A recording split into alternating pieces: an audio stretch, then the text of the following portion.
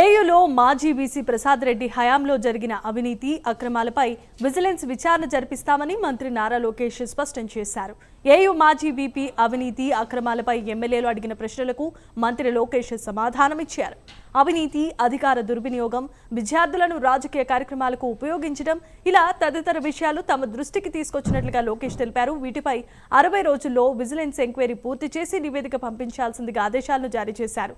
Report వచ్చిన వెంటనే బాధ్యులపై కఠినంగా వ్యవహరిస్తామని, ఎవరిని ఉపేక్షించేదే లేదని నారా లోకేష్ హెచ్చరించారు. Misuse of RUSA grants of 20 crores అని, ఇంకో పక్కన ఇస్రో నుంచి వచ్చిన 25 లక్షల గ్రాంట్ కూడా ఇర్రెగ్యులారిటీస్ ఉన్నాయని, అవినీతి, abuse of power, misuse of students for political purposes. అధ్యక్ష, ఇది గతంలో చూసాం. మాజీ ముఖ్యమంత్రి గారు ఎప్పుడన్నా విశాఖపట్నంకి వెళ్తే పిల్లలు క్లాస్లో ఉన్న పిల్లలు క్లాస్ ఆపేసి రోడ్డు పైకి తీసుకొచ్చి ఏదో స్వాగతం పలకాలి, పూలు వేయాలని చెప్పే పరిస్థితి కూడా చూసాం. అధ్యక్ష, అదేంది అంటే ఇట్లా అనేక కంప్లైంట్స్ వచ్చినాయి. గౌరవ సభ్యులు అడిగారు, గతంలో కూడా మీరు చెప్పారు ఏమైందని. అధ్యక్ష, ఇన్ఛార్జ్ వైస్ ఛాన్సలర్ గారు ఒక కమిటీ నియమించారు. ఆ కమిటీ ద్వారా రిపోర్ట్ ఇవ్వాలని వాళ్ళు అడుగుతాం జరిగింది. అధ్యక్ష, అందుకే గౌరవ సభ్యులు అడిగారు ఈరోజు ఎట్టి పరిస్థితుల్లో మీరు విజిలెన్స్ ఎంక్వైరీ చేయాలని.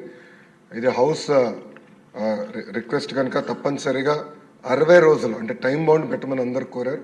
60 రోజులు విజిలెన్స్ ఎంక్వైరీ పూర్తి చేసి తిరిగి ప్రభుత్వానికి పంపించాలని గౌరవ హౌస్ తరఫున ఆదేశాలు జారీ చేసి ఆ రిపోర్ట్ మళ్ళీ తిరిగి గౌరవ సభ్యులకు అందించే బాధ్యత ఒక మంత్రిగా నేను తీసుకుంటాను.